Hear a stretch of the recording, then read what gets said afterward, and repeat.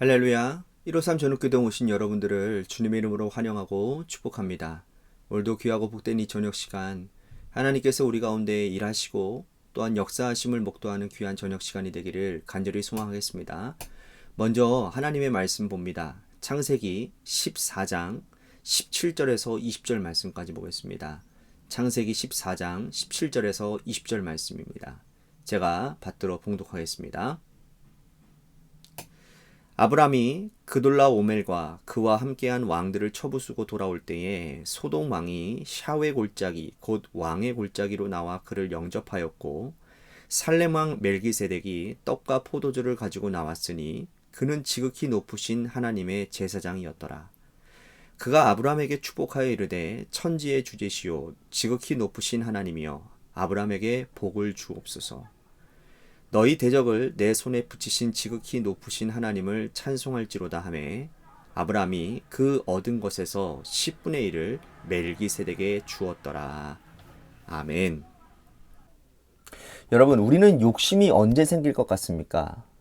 욕심이라고 하는 것은요, 내 것이 아닌데 그것을 내 것으로 만들려고 할 때 욕심이 생기는 거예요. 그런데 여러분, 욕심이라고 하는 감정에서 그쳐지지 않고 그 욕심을 따라 살아가면요, 반드시 우리들의 삶에 문제가 생깁니다. 그리고 그 문제는 우리의 인생에 큰 하자가 생기는 일이 일어나게 되는 거예요.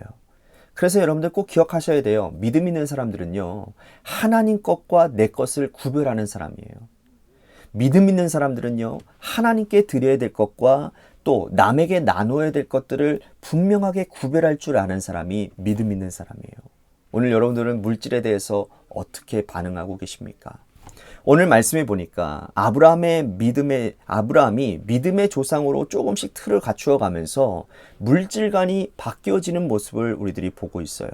그리고 또한 내가 취한 것들에 대한 불이익한 그런 불이한 이익을 취하지 않고 정말 정직하게 살려고 하는 그런 몸부림을 치는 모습이 오늘 본문에 나오고 있습니다. 오늘 이 말씀을 보면서 오늘 우리들의 물질관을 바로 세우는 귀한 시간이 되었으면 좋겠습니다.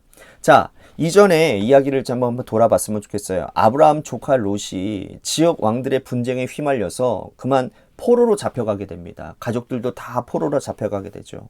저는 이 일을 보면서요, 우리가 롯처럼 살다 보면요, 내가 원치 않는 일을 당하게 될 때가 있다는 거예요. 자, 보세요. 아브라함의 마음이 어떠할까요? 굉장한 애증 가운데 있지 않을까요? 아들 같은 조카 롯이지만 그런데 떠날 때에는 어땠어요? 정말 별로 그렇게 기분 좋지 않은 그런 이별을 경험하지 않았습니까? 그러니 여러분, 아들 같은 롯이기는 하지만 마음 같아서는 모르겠어요. 선뜻 가서 도와주기라는, 저 같으면 그렇게 쉽지가 않았을 것 같아요.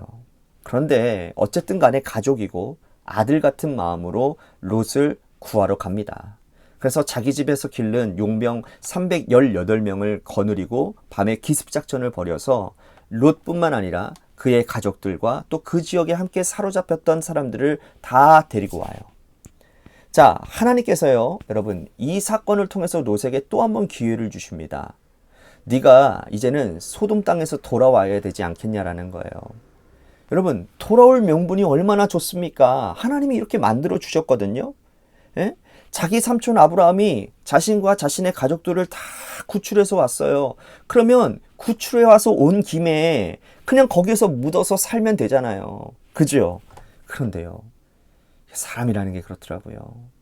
자기의 죄성을 주님 앞에 온전히 내려놓지 못하면 그 죄성 가운데 다시 옛 모습으로 돌아가는 것이 우리의 모습이라는 거예요. 롯을 보세요. 롯이요, 하나님이 이렇게 약속의 땅인 아브라함과 같이 살 수 있는 기회를 주셨음에도 불구하고 롯은 자기가 살던 소돔 땅으로 다시 돌아갑니다. 다시 돌아가는 거예요. 여러분, 이 모습을 본 아브라함이 어떤 마음이었을까요? 굉장히 마음 아팠지 않겠습니까? 더 많은 아픔이 아브라함의 마음 가운데 있었을 것 같아요. 그런데 그때에 살렘 왕 멜기세덱을 만납니다. 그리고는 그 멜기세덱에게 엄청난 호의를 베풀었어요, 아브라함이. 그러자 아브라함을 그가 축복을 해줘요. 이 축복을 받은 아브라함이 11조를 드립니다. 그게 오늘 우리가 읽은 본문 말씀이에요. 근데 오늘 이 말씀에 보니까 멜기세덱을 이렇게 표현하고 있어요.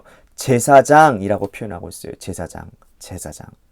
자, 우리는 이 멜기세덱이 어떠한 제사장인지는 우리들이 알 수 없어요. 왜? 성경에 나와 있지 않으니까.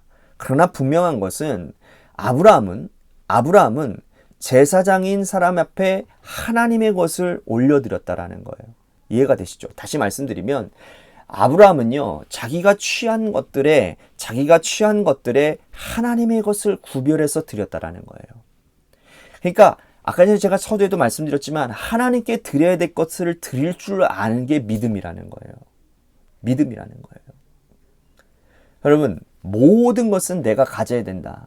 모든 것을 내 것이라고 여기며 사는 것은 믿음이 아니라 탐욕입니다. 탐욕이에요. 아브라함은 하나님이 내 모든 일을 도우셨다. 나는 여기 혈혈 단신으로 여기 와 있는데 나에게 318명의 군사를 주신 하나님을 찬양했고 또 롯과 그 일가들을 구원하신 하나님을 찬양했어요. 그리고 하나님께 감사함으로 이 모든 것이 하나님으로부터 말미암았다고 하며 신앙 고백격으로 멜기세덱에게 하나님께 예물을 11조를 올려드리고 있다라는 거예요. 여러분, 다시 말씀드립니다. 하나님께 드려야 될 것은 구별하여 정성껏 하나님께 드리시는 그러한 믿음의 성숙한 사람들이 다 되시기를 바랍니다. 자, 아브라함은 이제 두 번째 사람을 만나는데요. 그 사람은 바로 소돔 왕입니다. 자, 소돔 왕이 이렇게 얘기를 하는 거예요. 사람들을 나에게 보내라. 너가 데리고 간 사람들 중에 우리 백성들도 있으니까 그 사람들은 우리한테 보내라. 너가 우리와 전쟁에서 이긴 거 전리품은 네가 수고한 거니까 그냥 네가 가지지만 그러나 사람들은 나에게 데리고 와라 라고 이렇게 얘기를 합니다. 여러분, 이거 얼마나 합리적인 얘기입니까? 내가 목숨 걸고 가서 전쟁에서 승리해서 얻은 그 전리품은 내가 가져도 된다라는 거예요. 그런데 남의 나라 백성 사람들은 돌려준다라는 거, 이거야말로 얼마나 합리적인 얘기입니까? 그런데요, 여기서 보면요, 아브라함이 어떤 철칙을 지키고 있느냐 하면 믿지 않는 사람들과의 거래 관계에서는 굉장히 깨끗하다는 것을 볼 수 있어요.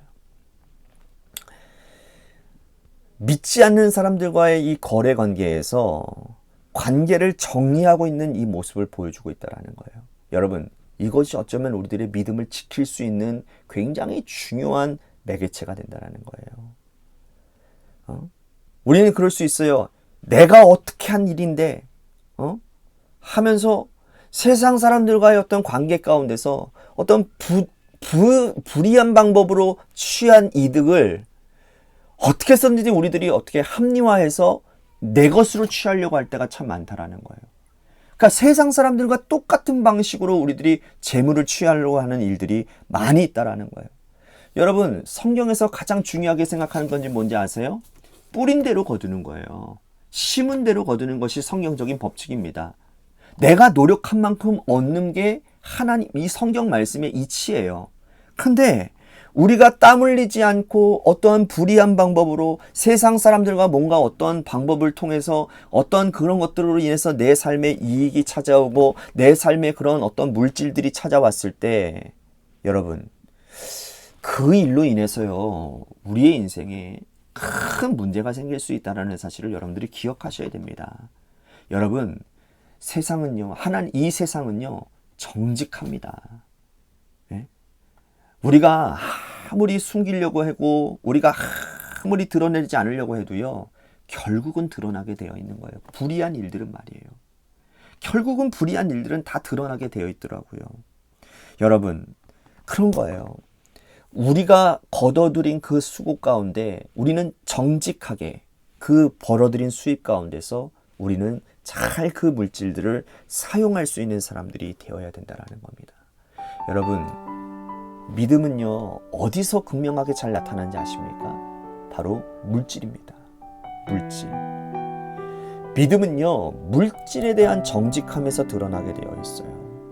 아브라함이 처음에 보여준 것처럼 나에게 생긴 그 내가 정직하게 벌어들인 그 수익 가운데 하나님께 드려야 될 것들을 드리는, 그리고 정말 내가 성실과 정직을 지켜가며 세상 가운데서 내가 물질 안에서 내가 이렇게 믿음을 지키는 모습을 보이는 가운데 하나님이 그 사람을 통해서 하나님의 선한 일들을 보이시고 그 사람을 통해서 하나님의 나라를 확장하는 하나님이 어떠한 분이신지 하나님의 나라가 어떠한 것인지를 분명하게 보일 수 있지 않겠습니까? 세상 사람들은 물질 앞에서 정말 타협하고 물질 앞에서 정말 비본질적으로 살아가고 물질 앞에서 탐욕대로 살아가는 그 모습 가운데서 우리가 자유함을 얻을 수 있다는 것. 이 엄청난 수준의 믿음의 영역이 오늘 저와 여러분들이 기도하는 가운데 결단되어지는 그런 시간이 되기를 간절히 소망하겠습니다. 하나님, 오늘 우리가 물질 앞에서 내 믿음이 흔들리지 않기를 원합니다. 물질 앞에 정말 정직한 영을 나에게 허락하여 주시고, 하나님, 물질을 우리들이 걷어들이는 가운데 성실함 가운데 어떠한 불의한 일들로 어떠한 세상적인 방법으로 부득이하게 그런 얻어내는 그러한 불의한 일들이 아니라 정직하게 내가 노력한 만큼 받는 일 가운데 우리가 감사함으로 하나님께 영광 돌리는 그러한 온전한 물질관이 나에게 있게 하여 주옵소서. 우리 같이 그렇게 기도하며 나아갔으면 좋겠습니다. 또 한 가지, 이 나라와 이 민족 앞으로 있을 대통령 선거를 위해서도 간절히 기도해 주시고, 또한 우리 관악교회를 위해서, 또한 지다영 권사님 언니를 위해서 하나님 그 모든 대중양들을 주님께서 말끔하게 깨끗하게 치료케 하여 주시옵소서.